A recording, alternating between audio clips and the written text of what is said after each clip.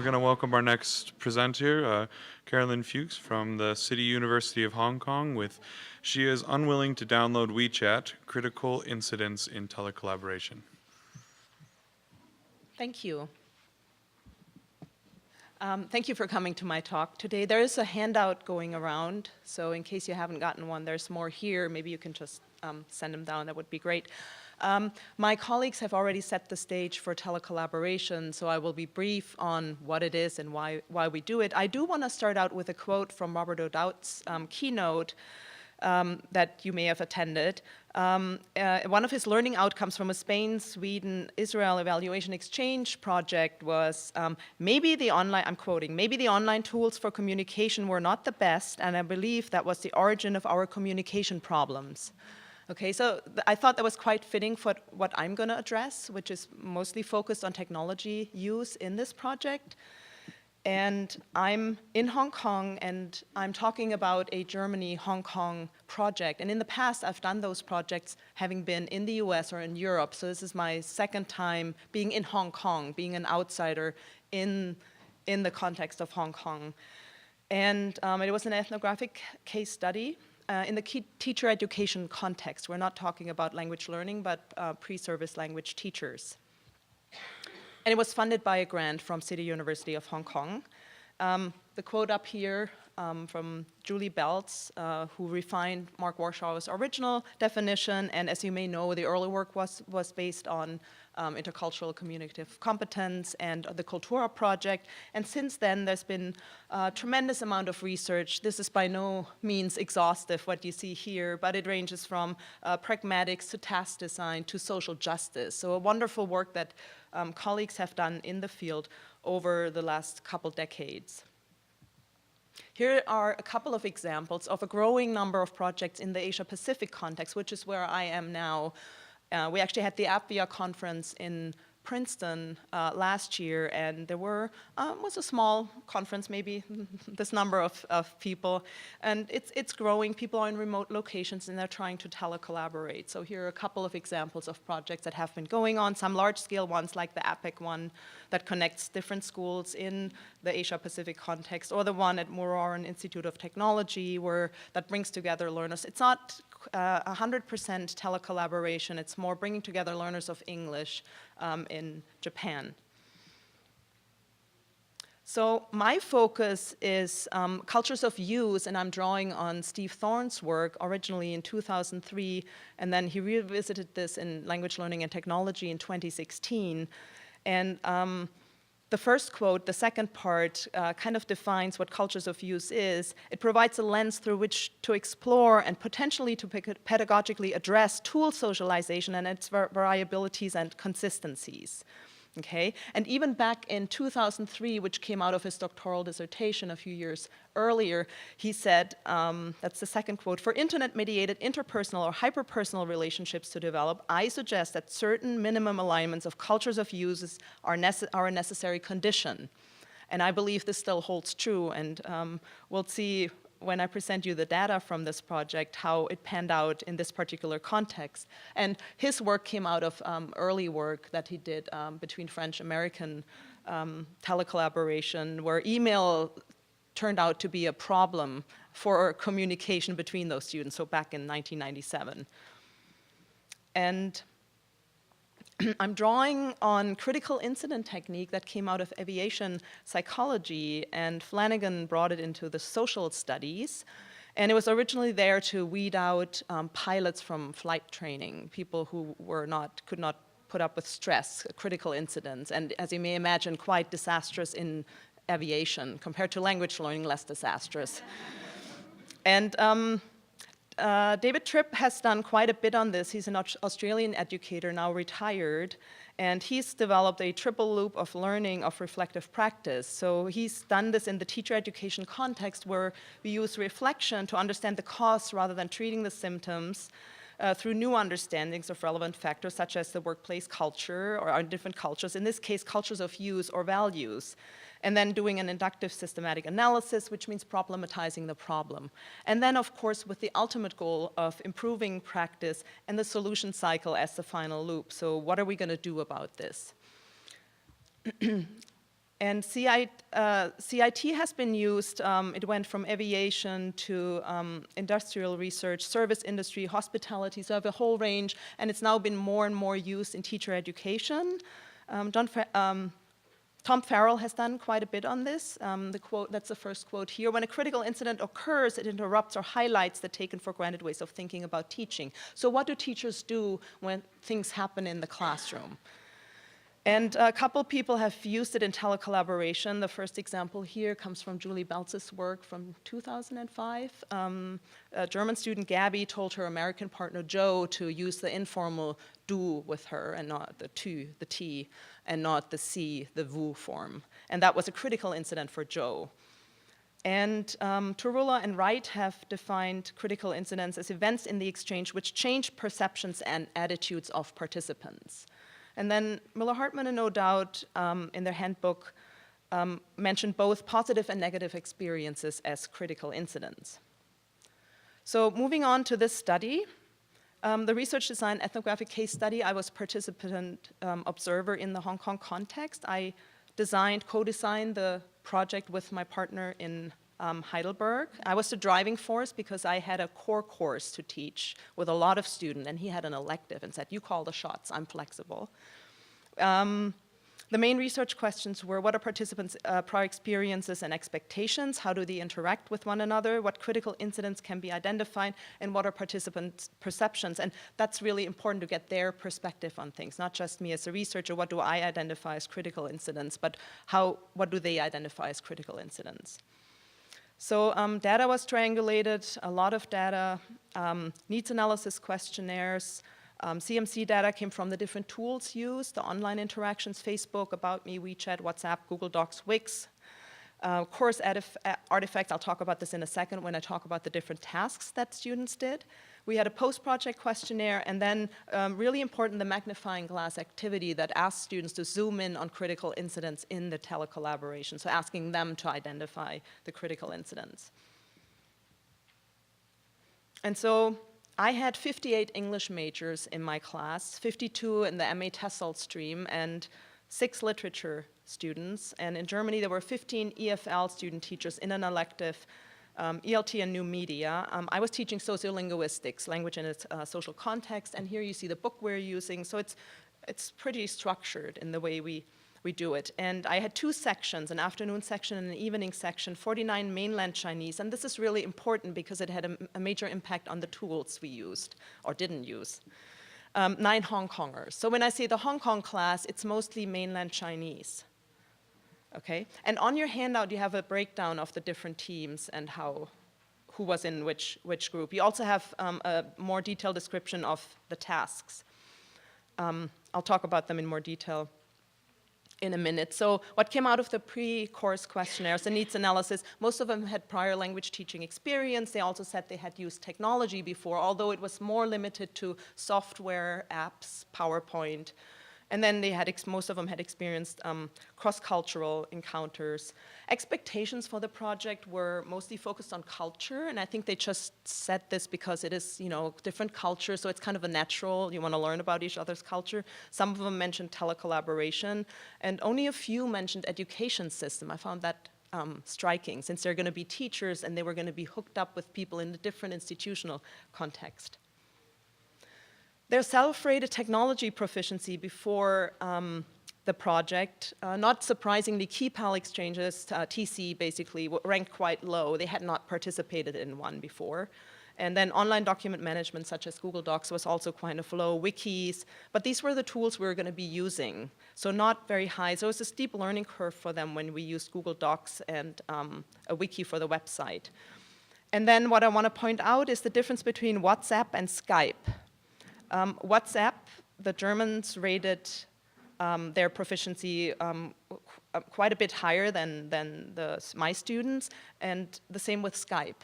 So there was already a difference in cultures of use that was visible here. And I didn't even have WeChat on the list. WeChat is the equivalent of WhatsApp. It's used in mainland China because a lot of tools cannot be accessed because of the firewall. So I didn't even have that on my questionnaire. My students would have ranked that probably pretty high I can say that retroactively. So this was also confirmed when students answered an open-ended question about communication tool use in general. Facebook ranked quite high for both groups. WeChat, the Germans, one person put that down, ranked high with my students. WhatsApp, low. However, had I asked just the Hong Kongers, they use WhatsApp. They don't use WeChat. Okay, so this is again a representative mostly of the mainland Chinese, and then Skype is also not used. Okay, the Germans use WhatsApp and Skype. And so the task interactions, we had the typical get to know each other, and then they had to reply to content discussions that we posted online. And bios, they had to form groups after the first task phase, the top part you see here. And then they had to do a joint lit review. And they also had to do a joint application project, which was put it all together in a website. So the lit review consisted of coming up with a research question. For instance, gender stereotypes in textbooks. One group compared EMI, English medium instruction, with CLIL in Germany, content language integrated learning.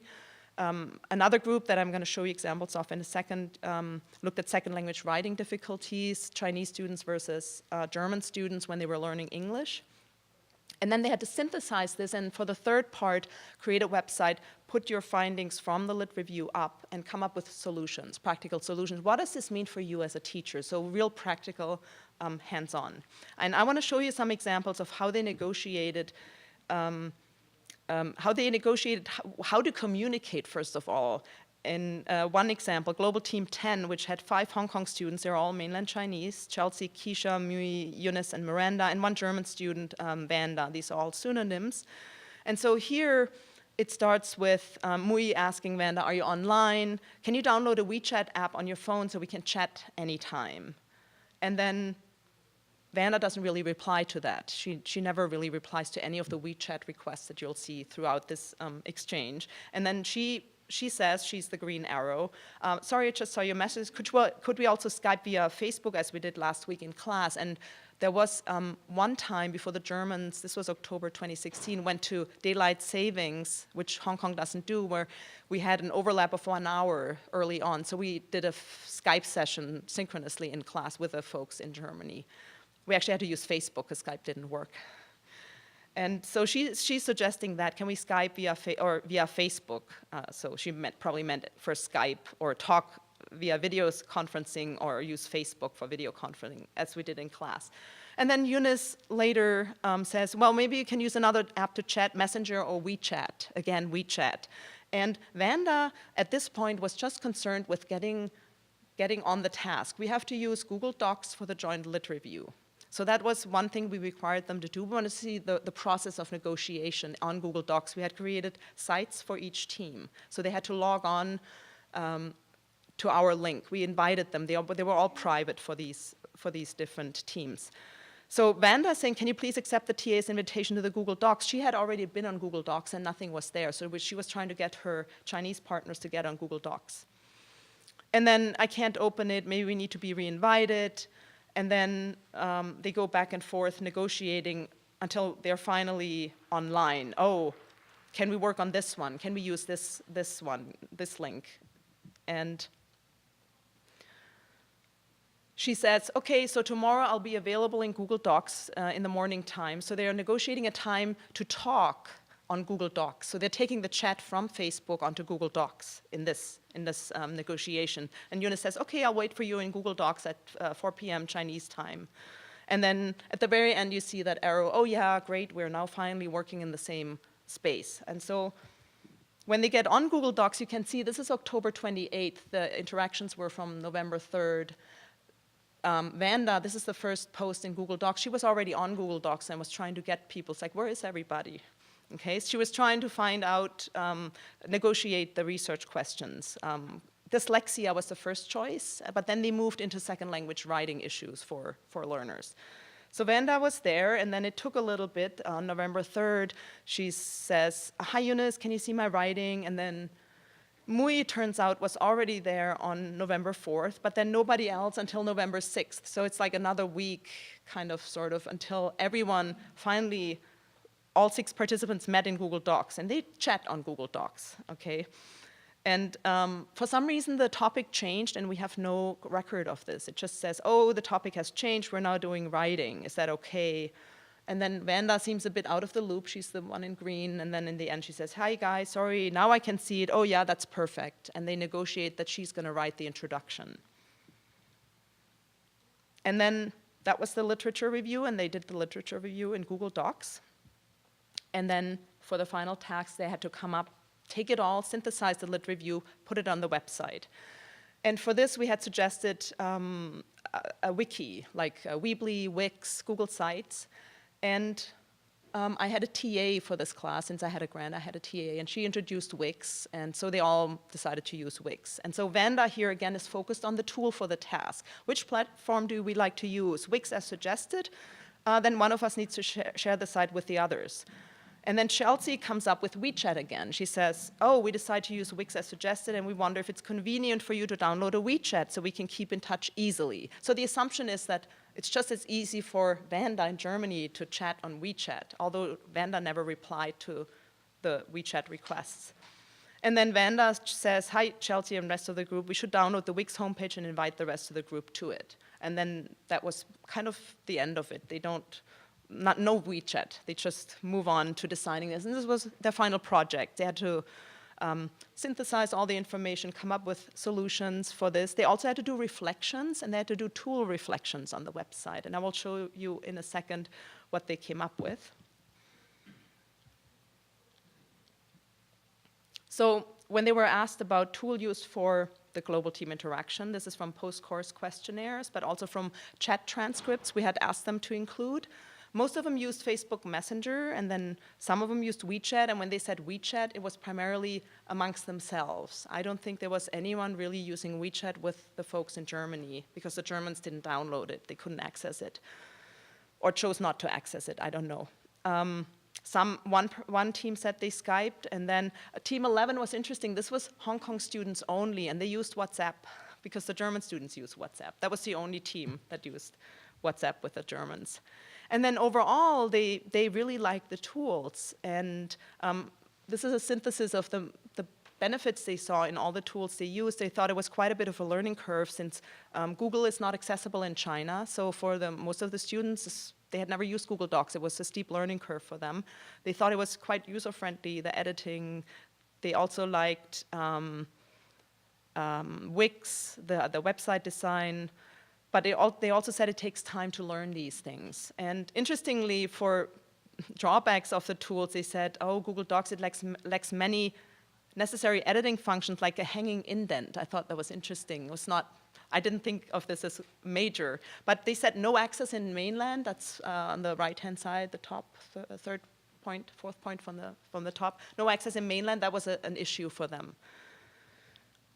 Okay, so the critical incidents that they identified, this was an activity done in November in class, where in the beginning they had to discuss, so what did you learn? And the responses to the first part here were more or less, oh, cultural things. It was kind of textbook-like answers. We learned about the system in Germany. We learned about English writing in Germany, how it's taught, different teaching methods. Nothing beyond that, really. And then the second, part 2 and part 3 in the magnifying glass activity is really where they showed, this was done in our class, not with the folks overseas. This was where they really showed what happened in the interaction, how they felt they collaborated with one another. So they had to put a mind map on a butcher paper, and we had like a fake magnifying glass, and they had to zoom in on the back of the butcher paper. They had to draw a critical incident.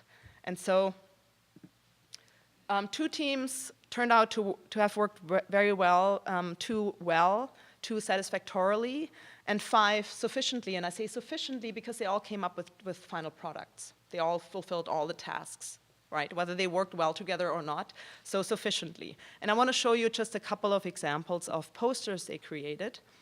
So 2 teams that worked very well, team 3, and the magnifying glass on the right was what was on the back. They said thumbs up for all of it. It worked really well. They felt they had a nice collaboration. They did have tech problems, which is the top one up. Can you hear me? No camera, no microphone.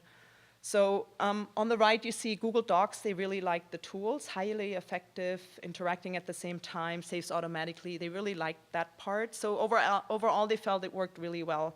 They worked really well together. The same with this team, Team 4.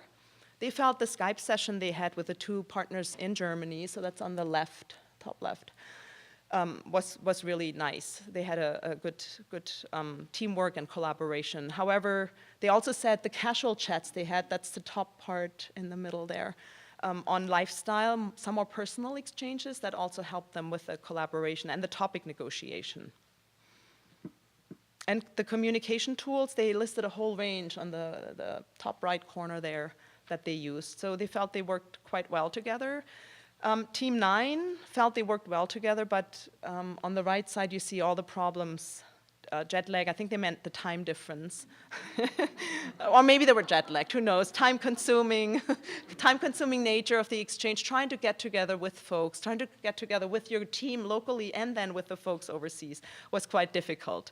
Team 9. And then Team 10, this is the, she's unwilling to download WeChat group. And what you see, what looks like mushrooms there, that's five crying faces on the right corner and the WeChat icon. So for them, that was clearly a defining moment. Although they really liked the German partners, had nice character and it worked well. But they were really hung up on the WeChat, on the tool use. And this team didn't work so well. They only talked once synchronously with a partner in the middle of the night at 3 o'clock in the morning. So that was their defining moment. Cultural differences, but time differences, the different tools and time zones. And then finally, Team 8, they had a whole range of issues. If you look in the right-hand corner there, the 8 Hong Kongers outweighed the 2 Germans by far. So the Hong Kongers couldn't get together to collaborate, let alone with the Germans. So of course, participant numbers was a big problem. And they also felt collaboration on the left wasn't so good. Yeah, time difference. They didn't really appear much, so they kind of disappeared. One of them was there, one of them not, but they did like the tools. On the right, you see Google Docs was very helpful. Okay, so to sum this up, the tool interactions overall, they really liked the tools. They thought they were helpful in the learning, facilitated document, video editing, effective, efficient web design. Their prior Skype, WhatsApp proficiency was different, as we saw. The Germans ranked this higher, the Hong Kongers lower. Most global teams used Facebook Messenger effectively, efficiently overall. I mean, they got the job done. And we didn't tell them what to use, only for the Lit Review, Google Docs, and Wix for the website, but the rest was up to them. And Facebook for the content interactions, the rest was up to them. WeChat preferred by the mainland students in the Hong Kong teams, except Team 11, that was Hong Kong teams only. And then WhatsApp preferred by Hong Kong and German students. And the critical incidents, one positive Skype experience, and they did like all the new tools that we introduced them to. And then Team 10, no WeChat with partner, was quite traumatizing for them, I guess. The time difference also led, of course, to negotiation issues, right? When you can't communicate because of the time difference, you're going to have trouble negotiating a topic. And as I said, the 2 tasks were collaborative. It wasn't just introductions and everyone doing their own thing. They had to collaborate quite a bit. So I think overall, we need to focus more on the third part of problematizing the problem and then coming up with solutions. Building this more into the class, I had very little time to reflect on what was on those posters. We met for 3 hours a week. And so this needs to really be built up. The WeChat thing should have been picked up on. Things that I had no time to track and monitor, what Robert said in his keynote. We need to monitor this all along. There was very little time, and I had 58 students. So a lot of this falls between the cracks until after the fact. And I think they need to be sensitized to different contexts and cultures of use. How are people socialized into tools, and how do they communicate in different contexts? And I did not expect this. For me, this was a huge learning experience because I didn't know about the WeChat situation, and that was quite defining when most of the people communicate through WeChat and the others are not. So at this point, I'm going to stop, and I'll welcome any questions or suggestions you have. Thank you.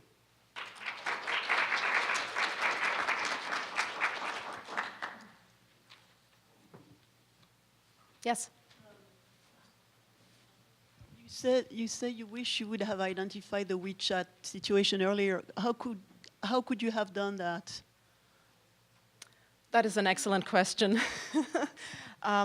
I think by having earlier check-in points, by not having just one magnifying glass critical incident reflection activity at the end, but doing this consistently throughout, like it's done in most language telecollaboration. I think there's a lot more to this. It was not possible. I thought about it. I thought about having more reflective things, but the learning culture is very different. It's expected that you transmit information, you have your PowerPoints. It's a very different, the reflection part is difficult, and they want what's on the test.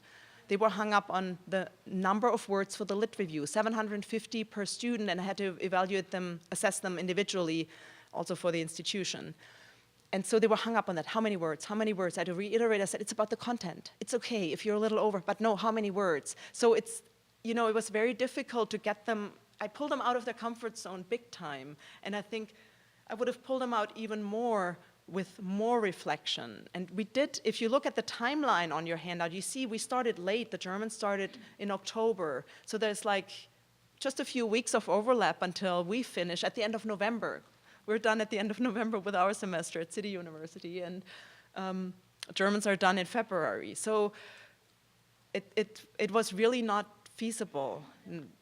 Also with the content I had to cover, the sociolinguistics class talking about the course. So there's a lot that needs to be done, and I think having more check-in points, setting aside time, building it into the assessment, but assessment is a different issue in that specific context altogether. So it was a constraint. Yeah, thank you. That's excellent suggestion. Yes. Yeah, hi. This is just a, not logistics, but just a question of how you did it. So how did they, and my lack of technology knowledge, how did they do this butcher paper thing? Was that just your group? It wasn't the others? They did it also in Germany. Oh, and I see. We have not had the time Okay. to compare notes. Okay, but thanks. this is what I'm looking forward to, the input from Germany to see. And I bet you it's going to be very different because they had an elective. They had a portfolio as the final assessment. So this was just part of what goes in the portfolio. So it's the whole alignment of calendars, assessments, and all that, right? For them, there was a lot less at stake, which I think was a big deal in the negotiation. The Germans were a bit laissez-faire. Oh, well, I don't, yeah, it's going to be assessed, but it's not a big deal. For my students, they're very conscientious and very stressed out about assessments, and so. Any other questions?